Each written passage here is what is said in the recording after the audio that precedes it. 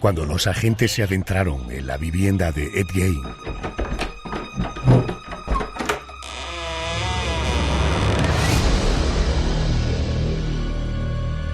quedaron horrorizados con el espeluznante espectáculo que encontraron.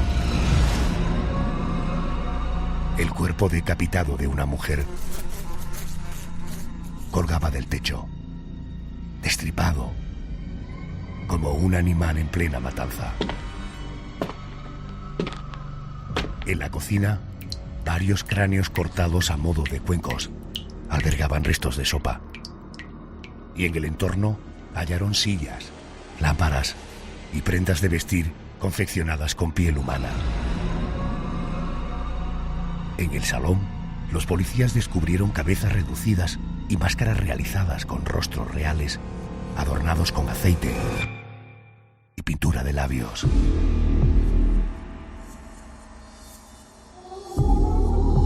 Ed Gein, apodado desde entonces como el carnicero de Plainfield y dueño de la granja popularmente conocida hoy como la Mansión del Horror, secuestró, asesinó y profanó cuerpos de mujeres para vestirse con la piel que les arrancaba. Era su particular manera de cambiar de sexo. Por unos momentos.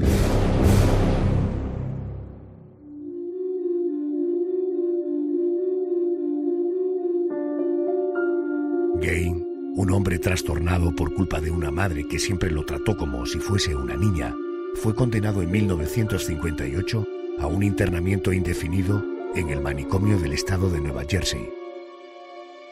Falleció ya anciano en 1984 en un hospital geriátrico. Su historia sirvió de inspiración para libros que luego se convirtieron en películas como Psicosis, La Matanza de Texas o El Silencio de los Corderos. ¿Qué tal, Clarice? ¿Y han dejado de chillar los corderos?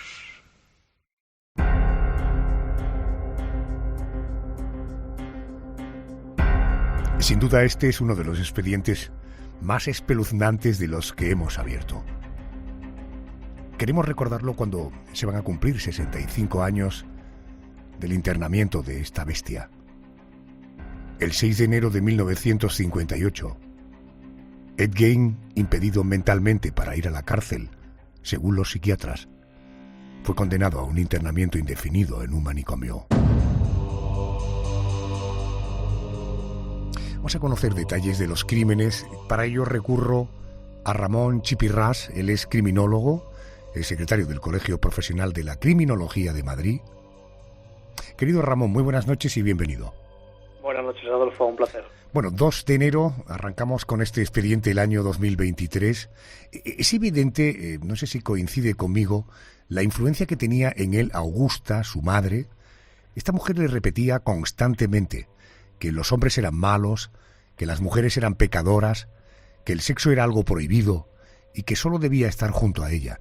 Ese constante manejo de su mente le hizo sufrir lo que se conoce como complejo de Edipo, una mezcla brutal de odio y de amor hacia la madre, en este caso hacia Augusta. ¿Qué ocurrió? ¿Qué pasó cuando Augusta, su madre, muere? Bueno, Adolfo, cuando muere la madre de Gein, Augusta, lo que pasa en la mente de Ed Gein es que sufre una transformación brutal, ¿no? Pero una transformación que ya su madre había estado minando durante muchos años, ¿no? Como bien has indicado, manejaba su mente. Su madre le repetía a la sociedad de que las mujeres eran creadas por Dios, que estaban creadas para atentar a los hombres y que debía de huir de ellas, ¿no? Que aquello era malo, ¿no? Hay que tener en cuenta que la madre de Ed Gein era una fanática religiosa del luterismo y como tal había estado durante toda la infancia y parte de la adolescencia de Ed Gein hablándole a su hijo, obligándole a leer el Antiguo Testamento, es decir, había prácticamente, podemos hablar en términos de una radicalización religiosa, ¿no? Hacia Ed Gein. Hablaremos a continuación con un psiquiatra.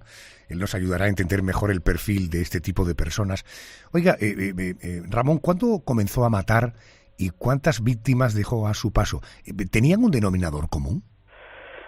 Ed Gein, la primera víctima que tenemos constancia de Ed Gein oficialmente, ya dicho por él después de su detención en 1957, fue en 1954. En esa fecha es cuando acaba con la vida de Mary Hogan. Mary Hogan es una joven que trabajaba en una taberna, y allí mismo es donde la tirotea, la mata, la transporta en su vehículo y se la lleva a su casa, ¿no? Esa fue la primera víctima realmente oficial de Ed Gein, y posteriormente tenemos a una segunda víctima, que es Bernie Wonder, que es la ferretera de la localidad de Plainfield, donde él vivía, que también murió tiroteada, ¿no? Hay que tener ese denominador común que buscamos. Por supuesto, ambas dos fueron tiroteadas, y por supuesto también ambas dos tenían un color de piel con una tez muy pálida, ¿no? Es sorprendente que esa misma palidez de piel es la que tenía Augusta, la madre de Ed Gein, ¿no? Entonces, todo se relaciona en este aspecto. Es una relación criminológica brutal la que hay entre la madre de Ed Gein y las víctimas de Ed Gein. También la policía, Adolfo, sí, las autoridades de la época, también había reseñas de que se le podían haber atribuido ciertas desapariciones que había habido años anteriores en la zona de diversos niños y diversos granjeros, pero eso nunca se pudo comprobar como tal. ¿Y cuándo fue detenido por la policía? Es decir, a este individuo, ¿por qué lo terminan descubriendo? Bueno, pues le detienen en 1957 y de una forma que hay que aplaudir a los investigadores, ¿no? Porque cuando desaparece Bernie Walden de la ferretería, los investigadores lo que hacen es van a la ferretería y buscan alguna prueba, algún indicio, alguna pista que le pueda decir qué ha pasado con Bernie Walden, ¿no? Y lo que ven es que en la libreta de contabilidad de la ferretera, el último cliente ha sido Ed Gein, ¿no? Ed Gein ya estaba en la diana de la policía por aquel entonces. Es cuando se van a su domicilio y es cuando, al abrir la puerta, encuentran la barbarie que encuentran. Entiendo. Hablando de esa barbarie, tras el arresto de Ed Gein, los agentes entraron en su granja. Lo que encontraron allí les hizo bautizar el lugar como la Mansión de los Horrores y al asesino como el carnicero de Plainfield. ¿Qué es lo que encontraron en esa granja?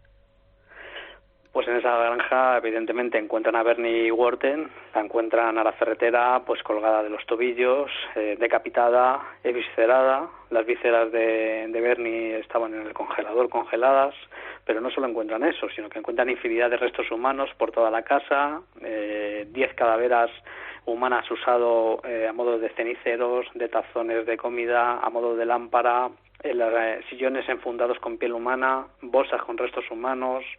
Encuentran incluso algún cinturón hecho con diversas partes del cuerpo humano. Fue tan brutal lo que la policía descubrió allí que se fotografió todo y la policía destruyó todo lo que encontró. La Mansión de los Horrores. Querido Ramón, gracias por atenderme y aprovecho, aunque en fin, el expediente no es el contexto más adecuado, pero en todo caso le deseo un feliz año. Gracias por atenderme. Buenas noches. Puntualizar una pequeña cosa. Adelante. Hay que tener en cuenta la mente que tenía Ed Gein, que cuando su madre fallece no la entierra, sino que la deja en una habitación, en su habitación de su casa de la granja, y lo que hace es que sella la mitad de la casa. Se la sella la mitad porque a su madre la embalsama, hace experimentos con ella, la embalsama, y cuando la policía entra a la casa se encuentra la madre de Ed Gein, que ha fallecido en 1945, es decir, estamos 12 años después, totalmente embalsamada, en una parte de la casa que estaba totalmente sellada, para que veáis un poco la mente de Ed Gein cómo funcionaba. Hablando de la mente, Ramón, gracias, un abrazo fuerte, gracias. Un abrazo, Adolfo, gracias. Decía, hablando de la mente, vamos a hablar con un experto, psicólogo, médico forense, es Ángel Cuquerella. Ángel, muy buenas noches y bienvenido a la cadena COPE. Buenas noches, Adolfo. ¿Qué tal? Encantado, gracias. Gracias. Ed Gein fue etiquetado no solo como asesino, sino también como ladrón de tumbas, un hombre que ocultaba una sádica tendencia. Oiga, ¿el sadismo tiene género? Es decir, ¿es cosa mayoritariamente de hombres? Bueno, Ed Gein yo creo que era una persona, si me lo permite, es una persona con enfermedad mental. No creo que lo diagnosticaran muy finamente, no creo que solo fuera un trastorno de personalidad inducido por su madre, sino que creo que incluso sus progenitores, su madre específicamente, también debía ser un trastorno delirante, ¿no? Pero en relación al sadismo y en relación al género, yo diría que es un fenómeno poco estudiado en mujeres. Es evidente, hay una prevalencia de hasta un 10%. En mujeres el 90% sería en hombres. pero no está suficientemente estudiado. Hay que abordarlo con más estudios técnicos. Oiga, ¿el sadismo tiene distintos niveles o distintos grados? Quiero decir, a mí me parece algo sádico ver una pelea de gallos o de perros. Seguro que para quien las organiza no debe parecerle, no debe tener esta sensación. ¿Hay distintos grados cuando hablamos de sadismo? Por supuesto. El sadismo, como tantas otras, digamos, rasgos de personalidad, es una dimensión. Por tanto, hay gente cero sádica y hay gente 100% sádica. ¿Cuál sería el colmo, digamos, si me lo permite, del sadismo? Pues sería el homicidio sádico, homicidio sexual. Bueno, el pequeño sadismo, el sadismo cotidiano, que se llama técnicamente, es este tipo de personas que disfrutan con el sufrimiento ajeno, que disfrutan dañando a terceras personas, que insultan, humillan, vejan en público y disfrutan haciéndolo. Es ese tipo de personas que con el mal ajeno, con el dolor ajeno, con la humillación ajena, disfrutan. Entonces es un sadismo, digamos, de bajo perfil, pero continúa siendo sadismo. Ed Gein era capaz de, por lo que hemos oído, vestirse con la piel que arrancaba a sus víctimas. Oiga, ¿un sádico él es consciente de que lo es? Yo creo que me ha comentado dos cosas muy interesantes, ¿no? Una es el sadismo, pero es que la otra es el transvestismo, o como estaba haciendo Ed Gein, y otras parafilias. Ed Gein seguro que era multiparafílico, y una de las peores parafilias que tenía era el sadismo, pero creo que tenía varias parafilias asociadas, como tantos parafílicos, ¿no? Ángel, ¿el sadismo se cura? No.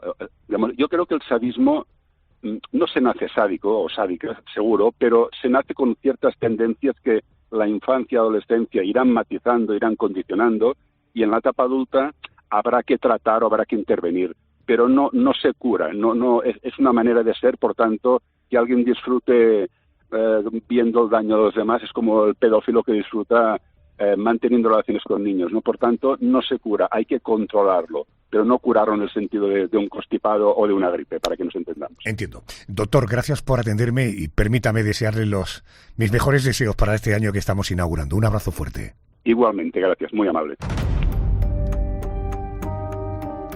En el año 1974, Ed Gein, ya anciano, solicitó un nuevo estudio psiquiátrico para intentar demostrar que no era un tipo peligroso. Quería quedar en libertad y recorrer el mundo, pero los especialistas determinaron que era un riesgo que pisara la calle, por lo que la petición le fue denegada. El censo intentó hacerme una encuesta. Me comí su hígado, acompañado de habas y un buen Chianti.